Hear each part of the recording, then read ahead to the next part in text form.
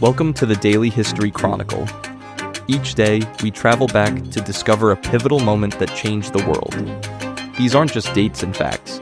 They're stories of courage, conflict, innovation, and consequence that still echo through our lives today. Are you ready to explore? Let's see what happened on this day in history. I'm Richard Backus, publisher of University Teaching Edition, and every day I get to share a piece of history that I think you'll find as fascinating as I do. Today we're heading to Ottawa, Canada, on December 12, 1964, the day Parliament began what would become one of the most bitter debates in Canadian history. The issue? A flag. Prime Minister Lester B. Pearson wanted to replace the Red Ensign, which featured the British Union Jack, with a new, distinctly Canadian flag. And here's what fascinates me about this moment. This wasn't really about a flag. It was about identity, about what it means to be Canadian, about honoring the past while building the future, and about why symbols matter so much that people are willing to fight over them. Understanding why Canadians fought so passionately over a piece of cloth teaches us something crucial about how we construct identity, why change feels like betrayal to some and liberation to others, and whether we can honor history while still moving forward. Picture this. It's December 12, 1964, and the Canadian House of Commons is beginning debate on the Great Canadian Flag Debate. Prime Minister Lester B. Pearson has proposed replacing the Red Ensign, the flag Canada has used since Confederation, featuring the British Union Jack in the corner, with a new flag, a red maple leaf on a white background flanked by red bars, simple, distinctly Canadian, no Union Jack. The reaction is immediate and fierce. Conservative opposition leader John Diefenbaker stands and delivers a passionate speech defending the Red Ensign. He talks about Canadian soldiers who died under that flag in 2 world wars. He talks about heritage, tradition, and connection to Britain. He calls the proposed new flag Pearson's Pennant, with contempt. Veterans groups protest. Some see the change as a betrayal of everything Canada fought for. But Pearson and his supporters argue that Canada needs its own symbol.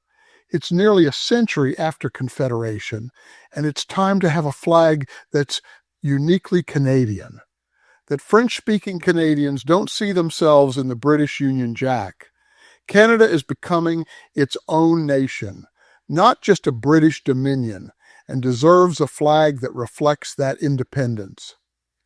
Here's the thing that I always wonder about. Did Pearson realize, when he proposed this change, how deeply people would react? Because this debate would consume Parliament for weeks. It would divide families. It would generate more passionate speeches, more public outcry, and more pure emotion than almost any policy issue over a flag. Let me build the clock for you, because understanding why this debate was so bitter requires examining what symbols actually mean to people and why changing them feels like changing identity itself. Think about it this way. The Red Ensign had been Canada's flag since 1868. Not officially at first, it was used informally, then gradually became the accepted national flag. It featured the Union Jack in the upper left corner and the Canadian coat of arms on a red background. It represented Canada's connection to Britain, the British Empire, the Commonwealth, and shared history and heritage. Here's what the evidence tells us. For many Canadians, especially English-speaking Canadians, especially veterans, especially older Canadians, that flag meant something profound. Their fathers and grandfathers had carried it into battle. Canadian soldiers had died under that flag at Vimy Ridge in World War II in Korea. When they looked at that Union Jack in the corner, they didn't see colonialism or subordination. They saw sacrifice, heroism, shared values with Britain. But for other Canadians, the Red Ensign was a problem. French-speaking Quebecers saw the Union Jack and were reminded that they were conquered people, that French Canada had been defeated by British forces 2 centuries earlier. Indigenous peoples saw a symbol of colonization. Immigrants from non-British countries didn't see themselves reflected in it.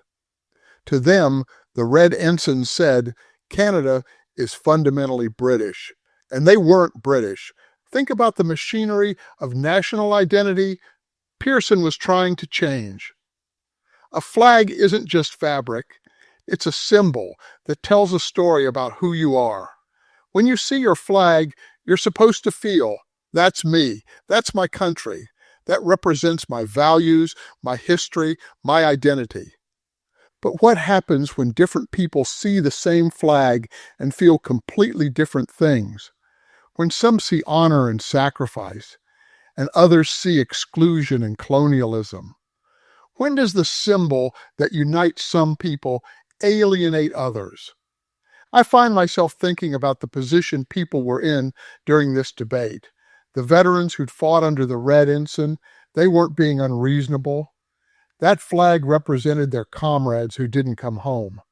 Asking them to accept a new flag felt like asking them to forget those sacrifices. How could they support that? But French Canadians pushing for a new flag weren't being unreasonable either. They were Canadians too. Why should they wave a flag that prominently featured the symbol of the country that conquered them? Why should they have to accept that Canada was fundamentally British when they weren't British? Both positions were legitimate. Both groups had real grievances. Both were fighting over something that genuinely mattered to them. That's what made the debate so bitter.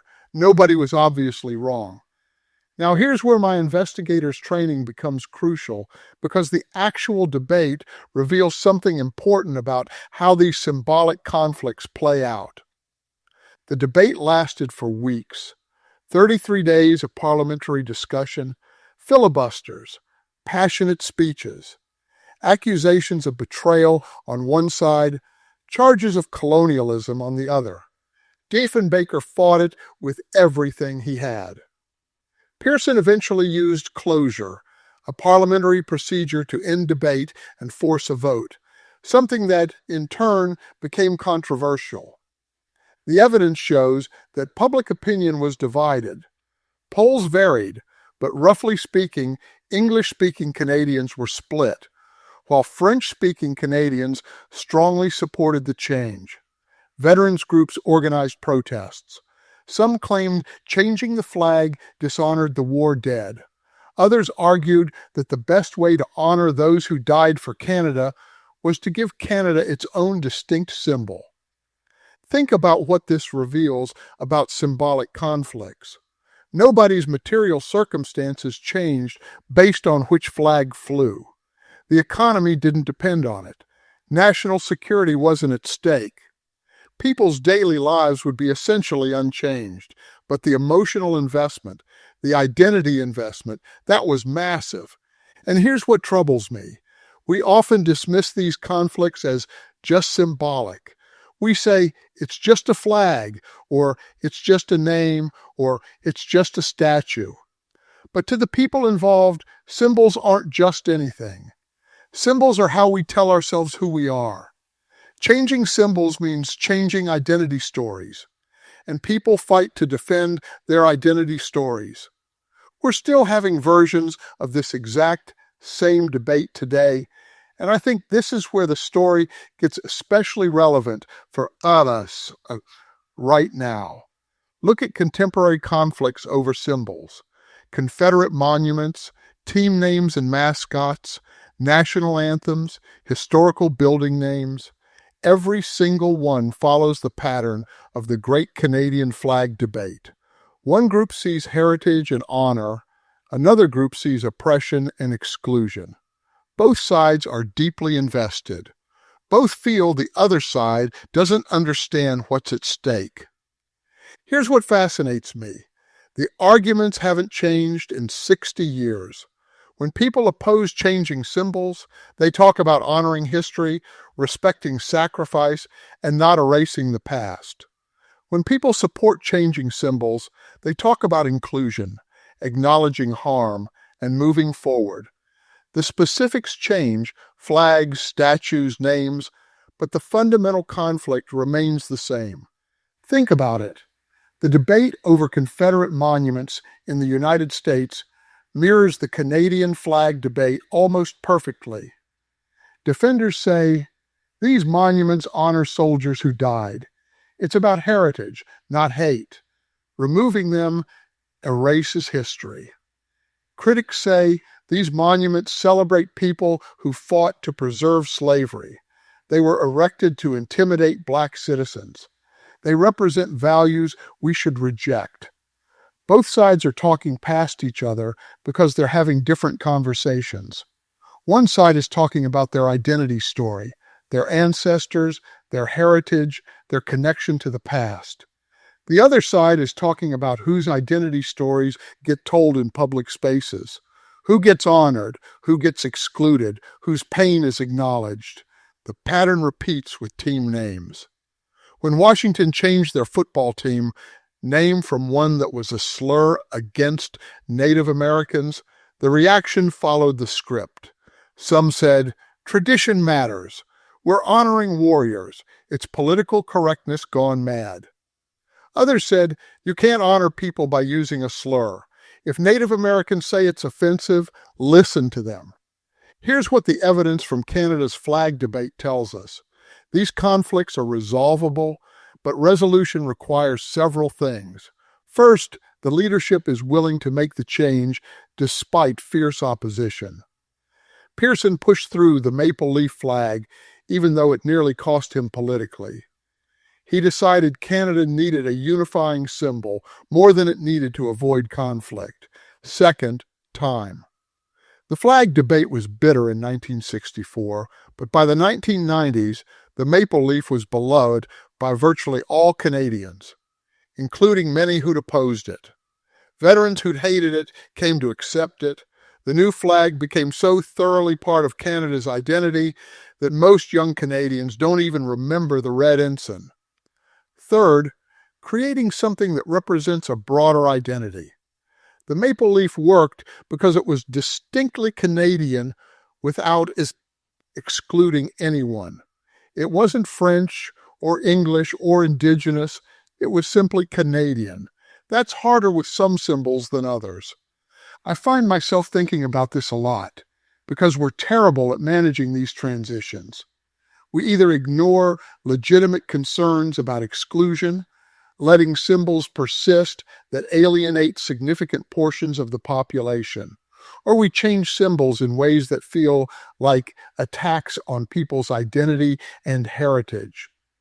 Think about the position we're in with so many contemporary symbol debates. Do we keep Confederate monuments and tell Black Americans their ancestors' oppression is being celebrated?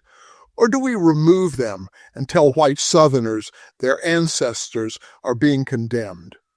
Do we keep sports team names that Native Americans find offensive? Or do we change them and tell fans their traditions don't matter? These feel like impossible choices because we frame them as either honor history or acknowledge harm. But the Canadian flag debate shows another way. You can honor the past while building a new identity that includes more people. So as we think about that December day in 1964, when Parliament began fighting over a flag, I think the question for us isn't about whether symbols matter. Clearly they do. The question is about how we handle symbolic conflicts when different groups have legitimate but incompatible feelings about the same symbols. I respect the veterans who felt the Red Ensign represented their sacrifices. Their feelings were genuine. Their concerns were real. Asking them to accept a new flag wasn't easy or straightforward. They weren't being unreasonable or closed-minded. They were defending something that mattered deeply to them. But I also respect the Canadians who felt excluded by the Red Ensign, who saw the Union Jack and didn't see themselves, who wanted a flag that represented all Canadians, not just those with British heritage. They weren't attacking tradition or disrespecting veterans. They were asking to be included in their own country's story. Here's what troubles me. We act like one side has to be wrong in these conflicts. We act like respecting heritage means maintaining symbols unchanged, or that honoring marginalized groups means condemning the past. But the Canadian flag debate shows that's a false choice. The maple leaf flag didn't erase Canadian history. Veteran sacrifices didn't become less meaningful because the flag changed. The maple leaf doesn't dishonor the soldiers who died under the Red Ensign. But Canada got a symbol that more Canadians could embrace, that better represented who Canada was becoming. That's not betrayal, that's growth. Think about what the investigator in me sees when I look at symbolic conflicts. People defending symbols aren't defending fabric or stone. They're defending identity stories. And people attacking symbols aren't attacking history. They're fighting for inclusion in the present. Both motivations are legitimate. Both deserve respect. But here's the hard truth. Sometimes symbols need to change because they exclude people who deserve inclusion. And sometimes that change will hurt people who have a genuine attachment to those symbols. That pain is real. We should acknowledge it, but we shouldn't let it prevent necessary change. I always come back to this principle. Respect every person for who they are. That means respecting veteran sacrifices and respecting French Canadians' need for inclusion. It means honoring history and acknowledging that some historical symbols cause harm. It means recognizing that symbol changes don't erase the past. They reflect present values. The great philosopher George Santayana once wrote, "Those who cannot remember the past are condemned to repeat it." And here's why that matters today. Canada's flag debate taught us that symbolic conflicts are really identity conflicts, that both sides usually have legitimate concerns, and that resolution requires leadership willing to endure opposition for the sake of inclusion. Yet we keep repeating the same pattern. Confederate monuments, team names, building names, where we treat it as a binary choice between honoring history and acknowledging harm. We forget that Canada found a third way, creating a new symbol that honored sacrifice while including more people. If we cannot remember that lesson, that symbols can change while history remains, that including more people doesn't erase the past, that growth sometimes requires letting go, we're condemned to keep fighting these battles over and over, with both sides feeling attacked and neither side feeling heard. The question isn't whether we honor the past. The question is whether we're building an identity that includes everyone. I'm Richard Backus, and this is the Daily History Chronicle. Tomorrow, we'll explore another moment that shaped our world. Until then, think about what symbols mean to you, whose identity stories get told in public spaces, and whether we can honor history while building a more inclusive future. Because that's what the Canadian flag debate teaches us. Not just about fabric and symbols, but about identity, inclusion, and the hard work of growth. Thank you for your time. If you enjoyed this episode, then please subscribe. If you really enjoyed it, then please tell a friend. I hope you will join me again tomorrow for more of our shared history.